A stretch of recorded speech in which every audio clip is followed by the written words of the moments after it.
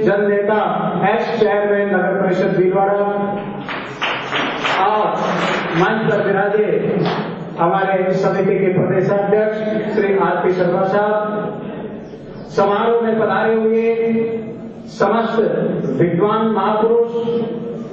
समस्त जिला शाखाओं के जिला संयोजक, समस्त जिला समितियों के जिला अध्यक्ष, संस्कृत समिति से जुड़े हुए समस्त संस्कृत के अनुरागी,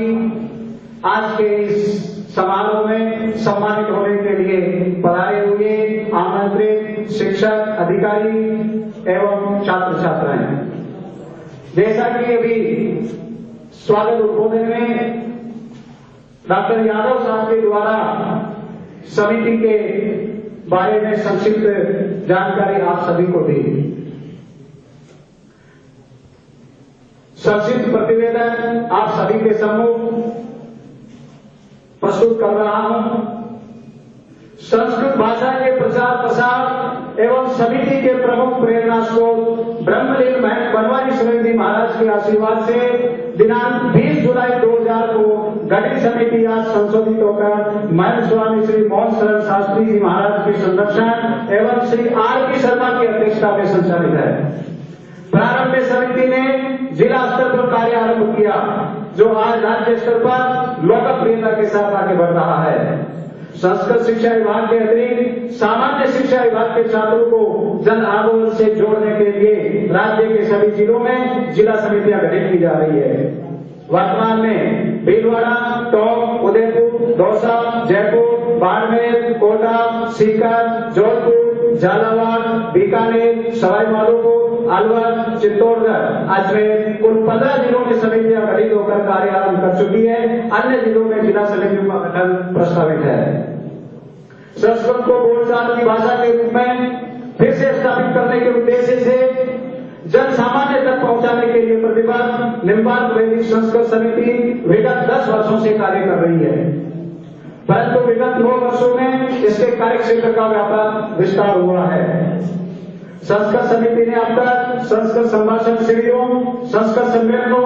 युवाचार्य स्वामी ज्ञानानंद जी तीर्थ, शंकराचार्य मठ भानपुरा, फिर मध्य प्रदेश के सानिध्य में संस्कृत रथ यात्रा एवं अनेक प्रतियोगिताओं का संचालन किया है। प्रमुख रूप से 6 अप्रैल 2002 के राज्य स्तरीय संस्कृत सम्मेलन घाटा रानीपुर भीलवाड़ा से शुरू हुआ, जिसमें तत्कालीन उप मुख्यमंत्री एवं संस्कृत शिक्षा मंत्री माननीय श्रीमती डॉक्टर कमला जी बतौर मुख्य अतिथि उनका पदार्पण हुआ था। समिति का कार्यक्षेत्र संपूर्ण राजस्थान में फैला। सामान्य शिक्षा के क्षेत्र में समिति का कार्य अभी चल रहा है। आगामी समय में अन्य जिलों में समिति की जिला इकाइयों का गठन प्रस्तावित है। अब तक समिति ने भीलवाड़ा में 11 जिला स्तरीय संस्कृत समारोह आयोजित कर लिए, जिनमें 515 शिक्षकों कार्यकर्ताओं को पुरस्कृत किया जा चुका है। साथ ही इस समारोह में 1002 छात्र छात्राओं को पुरस्कृत किया जा चुका है। इसी प्रकार अब तक 9 राज्य स्तरीय संस्कृत वाङ्मय पुरस्कार वितरण एवं सम्मान समारोह का आयोजन समिति द्वारा किया जा चुका है, जिनमें 447 शिक्षकों, शिक्षा अधिकारियों, 986 छात्र छात्राओं को राज्य स्तर पर सम्मानित किया जा चुका है। समिति के समारोह में अब तक 6 बार राजस्थान के तत्कालीन संस्कृत शिक्षा राज्य मंत्री श्री वासुदेव देवनानी, तत्कालीन शिक्षा मंत्री श्री कालीचरण सरदार और 4 फरवरी 2009 को राज्य स्तरीय संस्कृत वाङ्मय पुरस्कार वितरण समारोह में तत्कालीन महामहिम श्री शिवचरण जी माधव साहब, गवर्नर ऑफ आसाम बतौर मुख्य अतिथि के रूप में पदार्पण हो चुका है। माननीय श्री विठल शंकर जी अवस्थी विधायक भीलवाड़ा, माननीय श्री कोमल प्रदीप सिंह जी विधायक मांडवगढ़ आदि अन्य अतिथियों का भी इसमें पदार्पण हो चुका है। वर्ष 2011 का राज्य स्तरीय संस्कृत वाङ्मय पुरस्कार वितरण सम्मान समारोह राष्ट्रीय संस्कृत संस्थान माननीय विश्वविद्यालय जयपुर परिसर में संस्कृत शिक्षा मंत्री श्री ब्रज किशोर जी शर्मा जी मुख्य अतिथि, महंत श्री बालकदास जी त्यागी, महंत श्री मोहन शरण जी शास्त्री के आशीर्वाद, डॉक्टर सरोजनी महिषी पूर्व केंद्रीय मंत्री भारत सरकार, डॉक्टर के पाठक सचिव आरपीएससी अजमेर, श्री हरिशंकर भारद्वाज तत्कालीन निदेशक संस्कृत शिक्षा राजस्थान, डॉक्टर मोहनलाल जी यादव उप शासन सचिव उद्योग राजस्थान सरकार, श्री के जी गोयल आयुक्त नगर निगम जयपुर, श्री विश्वास गांगे, पूर्व सभापति नगर परिषद भीलवाड़ा, श्री शीतल चंद्र जैन, उप महाप्रबंधक यूनियन बैंक ऑफ इंडिया, संस्थान के प्राचार्य डॉक्टर आदित्यनाथ चौधरी के विशिष्ट आतिथ्य में दिनांक 26 फरवरी 2011 को संपन्न हुआ। इस समिति ने अब तक 82,000 छात्र छात्राओं को संस्कृत आंदोलन से जोड़ दिया है और इस बार इस संख्या को 1 लाख पहुंचाने की योजना है। विशेष रूप से समिति को वर्ष 2011 से प्रतिवर्ष राज्य स्तरीय जन जागरण अभियान के लिए राजस्थान सरकार द्वारा स्वीकृति प्रदान। सचमुच विश्व वेदना सिर्फ विचारों से नहीं मिटेगी, तलवार की धार जब धार से कभी नहीं कटेगी। यह विश्व तभी सुखमय बनेगा जब संस्कृति और संस्कृत की रोशनी घर घर में बनेगी। क्योंकि जब हम अतीत का सिर्फ गुणगान करते हैं तो वर्तमान को ठहराव में बदल देते हैं, लेकिन जब बीते हुए कल से प्रेरणा लेकर वर्तमान के लिए कुछ चीजें छोड़ते हैं, कुछ सबक लेते हैं, आगे होगा हमारे युवा पीढ़ी के साथ, हमारे इस नई पीढ़ी के साथ जो हमारे भविष्य का निवेश है, और वो सुनहरा सूरज न सिर्फ आकाश में लालिमा फैलाएगा बल्कि इनमें जोश और जुनून भर देगा संस्कृत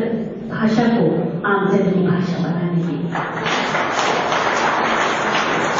और आइए हम आमंत्रित करते हैं आज के समाज आज के इस कार्यक्रम के मुख्य अतिथि परम आदरणीय श्रीमान डॉक्टर कृष्णकांत जी पाठक साहब, इस समिति को निरंतर आशीर्वाद से आप्लावित कर शास्त्री साहब, कार्यक्रम के अध्यक्ष श्री वासुदेव जी शर्मा साहब, डॉक्टर मोहनलाल जी यादव साहब, मंच पर उपस्थित श्रीमान हरिशंकर भारद्वाज जी, कृष्ण गोपाल जांगीर साहब, शर्मा साहब, भीलवाड़ा नगर परिषद के पूर्व सभापति श्री विश्वास जी, कार्यक्रम में पधारे हुए और इस सभागार में उपस्थित समस्त विद्वज्जन और दूर दूर से पधारे हुए समिति के अनुयायी एवं सहयोगी, जिनके कारण पिछले कुछ समय में इस समिति ने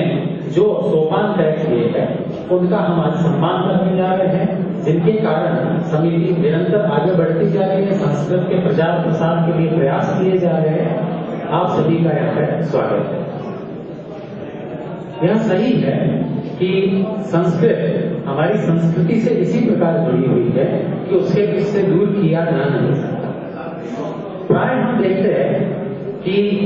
भूतकाल में जब भी हमारी संस्कृति ऊपर कोई आपत्ति आई है, कोई विपत्ति आई है, तो समाज में सुधार लाने के लिए, संस्कृति को अक्षुण्ण रखने के लिए जब भी हमने प्रेरणा ग्रहण करने का प्रयास किया है तो कहीं न कहीं जाकर के वो अक्षुण्ण प्रेरणा हमें संस्कृत के माध्यम से ही मिली है। हमें ज्यादा अतीत में जाने की आवश्यकता भी नहीं है। लगभग 1 शताब्दी पूर्व की स्थितियों का अगर हम थोड़ा सा भी अवलोकन करते हैं तो हम पाते हैं कि चाहे वे परम आदरणीय राजा राम मोहन राय हो,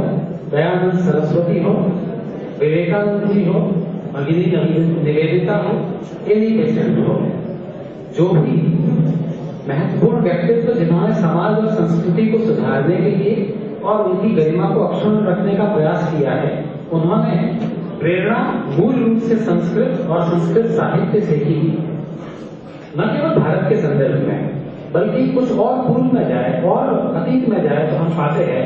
कि यूरोप की जो त्रासदी थी आज से 2-3 शताब्दियों पूर्व, जहां प्रत्येक राष्ट्र एक दूसरे का शत्रु था, भीषण नरसंहार किए जा रहे थे, वो राष्ट्र धीरे धीरे विकास की तरफ बढ़े, धीरे धीरे उचित दिशा की तरफ बढ़े। तो उनमें भी जब हम देखते हैं तो पाते हैं कि सर विलियम जोन्स ने कुछ काम किए, मैक्स मूलर ने जो काम किए, भारत से ही वो ज्ञान को लेकर के गए और यूरोप में उनका प्रचार प्रसार किया। इस ज्ञान के प्रकाश के द्वारा ही उन यूरोपियंस को समझ में आया कि अगर हमें आगे बढ़ना है, अगर हमें विश्व में स्थापित होना है, तो कहीं न कहीं संस्कृत के माध्यम से प्राप्त होने वाले दिव्य ज्ञान की हमें नितांत आवश्यकता है। और इसी समय के बाद हम पाते हैं कि यूरोप में, चाहे वो जर्मनी हो, फ्रांस हो, ब्रिटेन हो, इन सभी राष्ट्रों ने अभूतपूर्व प्रगति की है और आज वे विश्व के सिरमौर बने गए।